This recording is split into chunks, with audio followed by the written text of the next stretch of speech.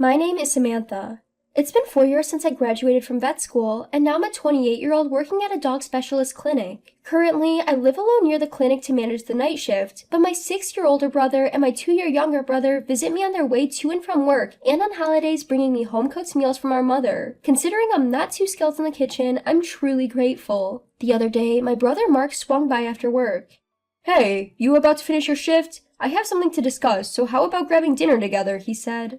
"Sounds good, but I'm beat from being on my feet all day. How about we get takeout and eat at my place?" I replied. "Fair enough. Then lend me your keys. I'll pick up something from the food court at the mall nearby," he said. "Okay, and sorry if it's a bit messy in there. Haha." It was odd for Mark to have something to discuss with me. Unlike my younger brother, who comes to me for advice on everything from love stories to money troubles, Mark isn't usually the one initiating serious conversations. And he's not the type to complain about his job either, so I was a bit on edge, as I headed home wondering what it could be about. "Listen, I understand you're busy with work, but you need to clean up a bit more regularly. You can't even invite a boyfriend over with the place looking like this, haha." Mark chuckled. "Hey, mind your own business.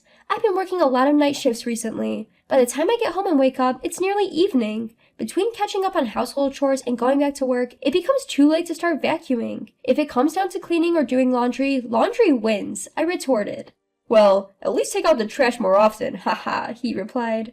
All right. So, was your big talk just to lecture me on my lifestyle?" I asked. "No, actually.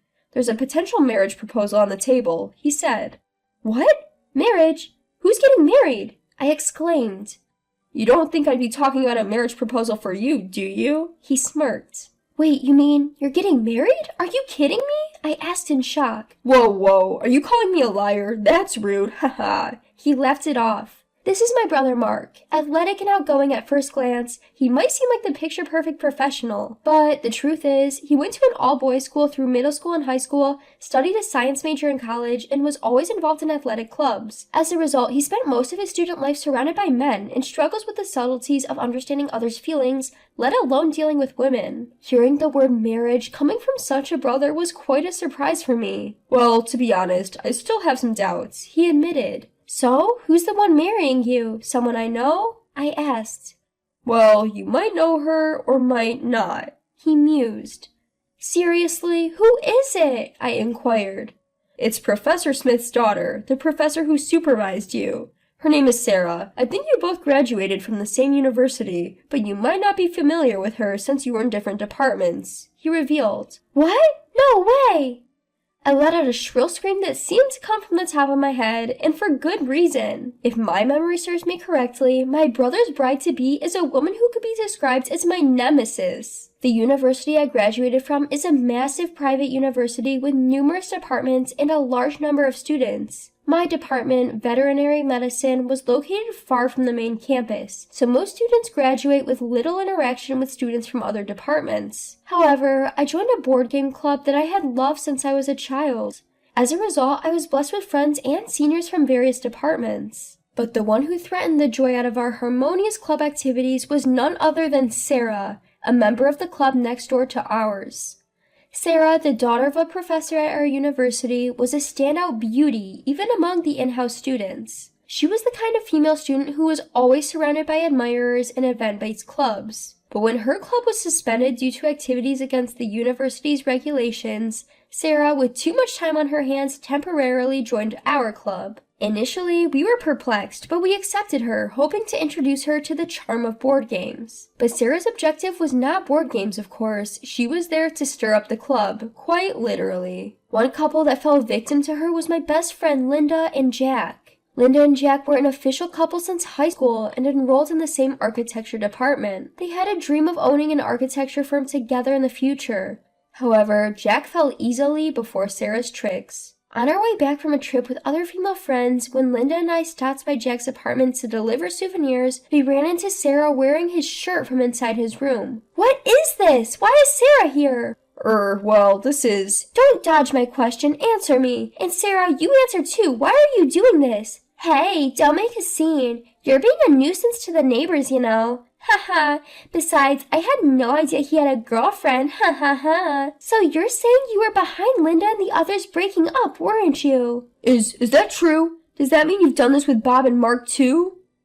"Caution much trouble. That's a mean way to put it, ha ha ha. I just thought that he wouldn't break up with his girlfriend over a meal or two. If he likes me that much, well, I can't help it, can I? Ha ha ha. As an excuse, it's a pretty terrible one. Jack, what about this woman do you like so much that you betrayed Linda? Wait, Sarah, you're joking, right? You're serious about me, not like with Bob and Mark, right? Tell me that's right.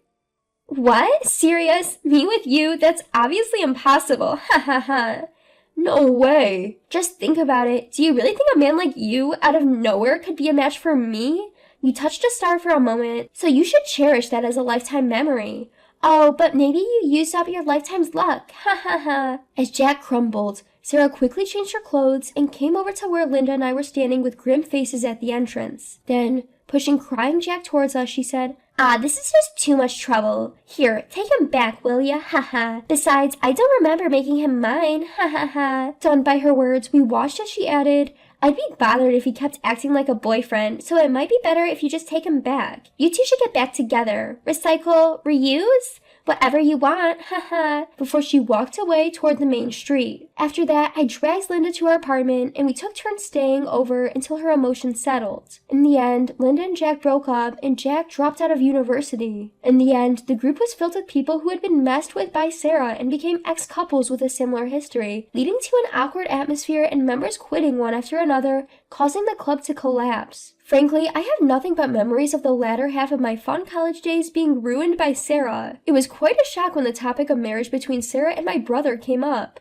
When I asked, how on earth did you two meet? My brother said, well, it's not so much that we met, but the vice president of a client company I'm working with said, I have a niece who hasn't gotten married yet, would you like to meet her? And since I didn't have a reason to refuse and I wasn't dating anyone, I agreed to meet her. For some reason she liked me, and things just went really fast from there.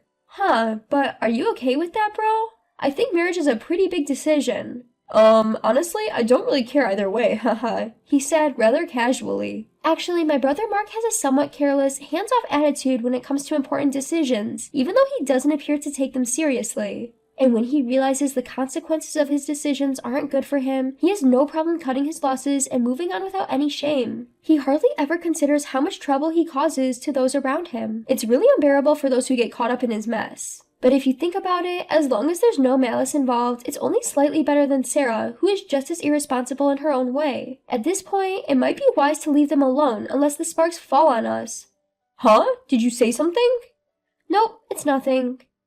After that, the marriage talks between Mark and Sarah were officially confirmed, and the two families proceeded with formalities like meeting each other and exchanging gifts. Unfortunately, or maybe fortunately, I had a hard time taking weekends off, so I was unable to attend any of those events, and the day of Mark's wedding came. On that auspicious day blessed with clear weather, I had finally managed to take a day off to attend Mark's wedding. First, there was a pre-wedding photo shoot at the chapel in the hotel, and since the photographer allowed the family members to take pictures with their cameras and smartphones, the photo shoot started with both families watching. Sarah and Mark, dressed in a tailcoat and wedding dress, made quite the picturesque couple. I was busy taking photos myself when, several times, my eyes met Sarah's through the camera lens. After the photo shoot went smoothly, we had a quick rehearsal for the ceremony, and then it was time for family introductions. The groom's side introduction started with my father, and when it was my turn, Sarah's expression changed for a moment. The bride's side introduction went smoothly as well, and during the break before the ceremony, I was talking with other family members in the waiting room when a staff member brought a note from Sarah calling for me. When I went to the bride's waiting room, she said,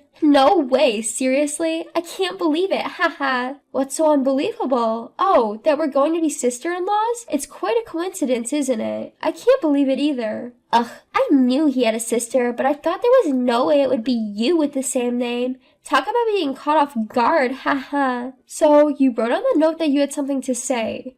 Then, seemingly irked, Sarah smacked the table with a bang. However, I no longer had any need to care about Sarah. "I don't want to see your smug face throughout this whole wedding ceremony and reception. You've finally become a vet, right? You've always excused yourself from participating in events because of work, so why don't you just go make up some excuse about being called in urgently and go home right now? You look better in your grubby white coat than in a dress you're not used to wearing after all." I was momentarily taken aback, but on reflection, there was indeed no need for me to grace the event with my presence. So, with a broad smile like a waiter at some bar, I gladly left the bride's waiting room saying, Sure thing, with pleasure. At the cloakroom, I collected my coat and promptly set off home. However, the next day, Sarah, who was supposed to be going on her honeymoon, showed up at the animal hospital where I work, all alone, and began to scream at me. Hey, what's the deal? Why are you acquainted with my uncles? What's the fuss about so early in the morning? You're scaring the dogs we have here for care. I don't care about the dogs. I have bigger problems. As Sarah continued to raise her voice, I decided to get permission from the hospital director to take her to the double-doored operation room to have a talk. So, what do you want to talk about? Is it okay for you to be here? I heard you were going on your honeymoon this afternoon. There's no honeymoon. The wedding itself is likely to be canceled. Oh, why's that? I thought my brother would be thrilled to be marrying such a sought-after woman. That's what I thought too, but after the reception yesterday, he was talking for a long time with my aunt and uncle, and then he suddenly said, I'm calling off this wedding. Oh really? My brother has quite a bold move, doesn't he? It's not funny, and my aunt and uncle, instead of reprimanding him, they started saying things to me like, we won't consider you our niece anymore, you ungrateful, shameless girl. We don't know a daughter like you. You must have done something, confess. At that point, I explained that I had not done anything on my end. Just that I happened to know Sarah's aunt and uncle. After the family introductions, I had a conversation with them saying, what a coincidence, and was then told by Sarah to go home, so I just went home. But then I got a message from Sarah's aunt and uncle, who found it strange that I didn't attend the wedding or reception, and I just answered honestly to their questions. Honestly, what did you tell them? Well, first I said that I went home because you told me I was annoying. Then they asked, why would Sarah say such a thing to the bride's sister? And I suggested, maybe it's due to some grudges from our student days. What? What were you thinking? Of course they would ask more questions. So I honestly recounted our past as accurately as I could remember it. But that should only anger your brother. Why would my aunt and uncle be furious? That's when I explained the reason why Sarah's aunt and uncle might have been furious. In fact, Sarah's aunt and uncle do not have any children, and they are crazy about their pet Shih Tzu. When they were walking their Shih Tzu, they had a horrible collision with a sports bike that suddenly rushed out of a crossroad. The dog was seriously injured and rushed to this vet clinic. An emergency surgery was necessary, but the dog had lost a lot of blood, and it seemed like the blood available from the clinic's own donation dogs would not be sufficient in time. That's when the clinic got in touch with volunteer dog owners who had registered to donate blood in emergency situations. The one who came running was Linda and her beloved pet. Linda is an architect designer working for a major company after her graduation. She adopted a puppy born at the home of a client she had become friendly with and kept it as a pet. Thanks to Linda's dog, the Shih Tzu surgery was a success. As a token of their deep gratitude, the couple requested Linda's company to renovate their vacation house. They got even closer to Linda and were enraged when they heard her complain while she was tipsy about a shameless woman who ruined her relationship with her college boyfriend. However, they hadn't asked Linda for the name of the woman, considering it inappropriate. When they heard my story, they realized that the shameless woman was their own niece, Sarah. Then they confessed everything to my parents, my brother, and Sarah's parents while also declaring the disownment of Sarah. My brother, for whom Sarah was a precious niece of a major client, no longer saw any point in marrying her as her value as a sales point vanished. However, I didn't understand why Sarah's parents were also furious and kicked their daughter out. After all, Sarah's father, Professor Smith, was also my teacher back in college, was known for his deep love for his daughter, and had always been the one to clean up her messes. My father is also close to retirement. He was planning to open a vet clinic. Really? The professor? But setting up a clinic, securing parking space and all, the costs are tremendous. There's no way he could cover all that with just his retirement money. He was planning to ask his brother for a loan. But now, after all this, they are saying this is all because you failed to raise your daughter properly, and it looks like they won't lend him any money. That's why they are all cutting ties with me. It seems like it's too late for them to realize their mistake though, huh? Stop joking around and help me out. I don't think I can do anything about this. Please, I'll do anything. I'll even kneel down. I don't know how much your kneeling is worth, but I really don't need that, huh? Even after that, she kept begging me tearfully, but in the end, the clinic's director had to call the cops to stop her from causing a disturbance. Reluctantly, she left. When Sarah realized she couldn't persuade me, she ran to my brother, Mark, and to her aunt and uncle, begging them while crying.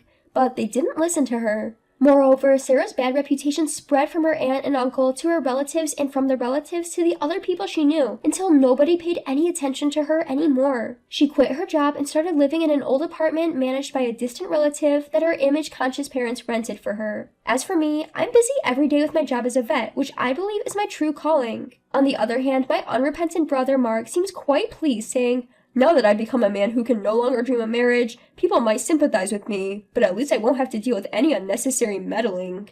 Our parents seem to have a headache with their children, including my younger brother, who don't seem to have any prospects for romantic relationships, but they believe that everything happens for a reason. So, they decide to take it easy and not rush things.